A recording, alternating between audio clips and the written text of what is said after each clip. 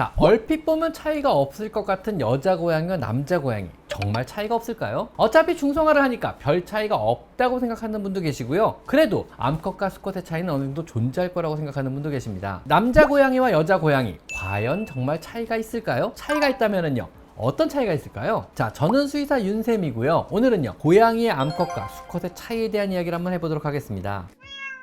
먼저 사실 생김새에선 차이가 분명히 있습니다. 얼핏 보면 차이가 없어 보일 수도 있지만은요, 자세히 보시면은요, 얼굴의 크기와 생김새가 조금 다릅니다. 성성숙을 마친 고양이는요, 암컷보다 수컷이 얼굴이 더 큽니다. 물론 성성숙 이전에 6개월 전후로요, 중성화술을 해준다면요, 그 차이는 적어지게 됩니다. 그래도요, 암컷과 수컷의 얼굴 크기의 차이는 약간 생깁니다. 암고양이가 숫고양이에 비해서 얼굴이 작아 상대적으로 눈이 더 커 보이게 됩니다. 또한 상대적으로 더 이목구비가 또렷해 보이는 이런 효과도 있습니다. 얼굴이 작으면은요, 이점이 많다는 거 사람도 그렇지 않은가요? 또 수컷은요, 볼에 군살이 많이 붙어서 동그랗고요, 어려 보이는 얼굴을 가지게 됩니다. 아래턱도 더 발달하여 넓어지기 때문에 얼굴 자체가 커지게 됩니다. 가필드 고양이를 생각하시면 됩니다. 전형적인 수컷 얼굴을 갖고 있거든요. 이에 반해 암컷 고양이들은요, 볼에 군살이 없어서 상대적으로 더 샤프하고 아래턱도 넓게 발달하지 않아서 날카로운 인상을 보이게 됩니다. 그리고 성격의 차이는 생각보다 많이 납니다. 수컷은요, 의존적인 어린아이와 같은 성격을 더 많이 보이게 됩니다. 실내 고양이는요, 결국 독립적으로 사냥을 하지 않고 먹이를 사람에게 의지하기 때문에 성별에 상관없이 정신적으로 완전히 독립을 하지 못합니다. 사람도요, 경제적으로 자립을 해야 성인으로 취급을 받지 않는가요? 더군다나 수컷에게는요, 암컷처럼 새끼를 키우기 위해 생기게 되는 방어적인 본능이 덜하기 때문에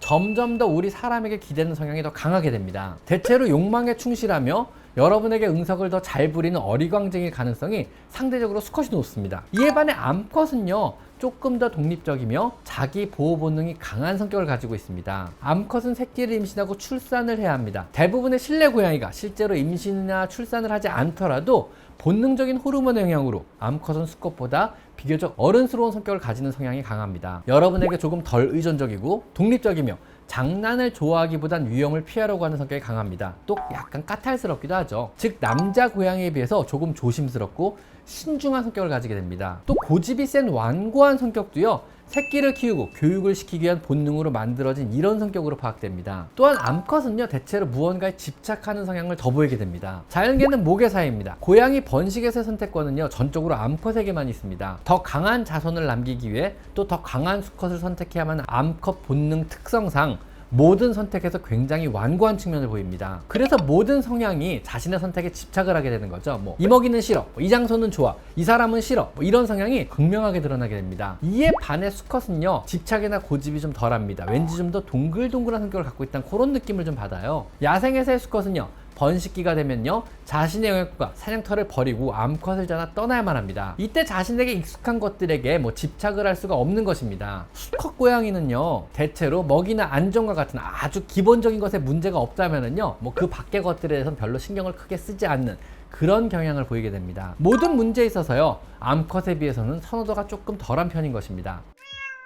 자연 상태의 고양이 사회에서는요, 번식의 선택은요, 암컷 고양이가 대체로 싸움에 이긴 강한 수컷을 선택하게 되지만은요, 때로는요, 약한 개체를 선택하기도 합니다. 페로몬 냄새에 의한 것인데요, 만약에 싸움에 이긴 고양이라 할지라도 페로몬 냄새를 분석해 혈연 관계가 가깝다거나 혹은 현재 질병을 앓고 있다고 판단되면은요, 근친을 피하기 위해 혈연적으로 더 먼 약한 개체를 선택하기도 합니다. 이건 좀 저도 공부하면서 좀 신기하더라고요. 또 한 엄마의 고양이가 한 배에서 새끼 고양이를 낳더라도 아빠 고양이가 서로 다를 수 있습니다. 발정 기간 동안요, 암컷 고양이는요, 같은 수컷 혹은 서로 다른 수컷과 여러 번에 걸쳐 교배를 하게 되는데요, 이는 임신의 확률을 높여 유전자를 남기려는 자연의 법칙 중 하나입니다. 그 과정에서요, 한 배에서 여러 아빠의 아이들이 나올 수도 있다고 합니다. 아기 길냥이들의 다양한 모색이나 성격의 비밀이 바로 이것입니다. 또한 남자 고양이가요, 여자 고양이에 비해서 집 밖으로 나가려는 탈주 성향이 대체로 더 강한데요, 남자 고양이가 원래 바깥 세상에 대한 호기심이 암컷보다 강하기도 하고요, 또 새로운 영역을 만들려는 본능 또한 강하기 때문에 그렇다 그럽니다. 한번 나갔다 들어온 숫고양이는요, 새로운 영역을 만들었기 때문에 계속 나가서 영역권을 확인하고 순찰하려고 합니다. 그러니까요, 웬만하면 내보내지 않는 것을 권장드립니다. 한 번으로 잘 안 끝나거든요. 또한 부르면 잘 반응하고 달려오는 고양이는요,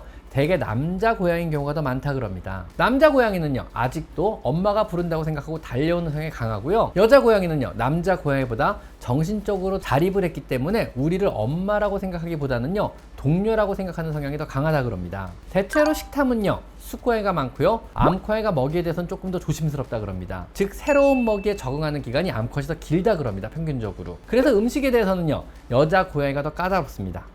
자, 어떤가요? 비슷해 보이지만 다른 남자 고양이와 여자 고양이의 차이가 이제는 조금 이해가 가시나요? 이거 왠지 근데 사람도 조금 비슷하지 않은가요? 아이를 낳고 자손을 번식시키기 위한 호르몬의 작용은요, 사람이나 동물이나 비슷한가 봅니다. 자, 지금까지 저는 수의사 윤쌤이었고요. 오늘은요, 남자 고양이와 여자 고양이의 차이에 대한 이야기를 한번 해봤습니다. 자, 오늘은 여기까지 마이펫 상담소였습니다. 감사합니다.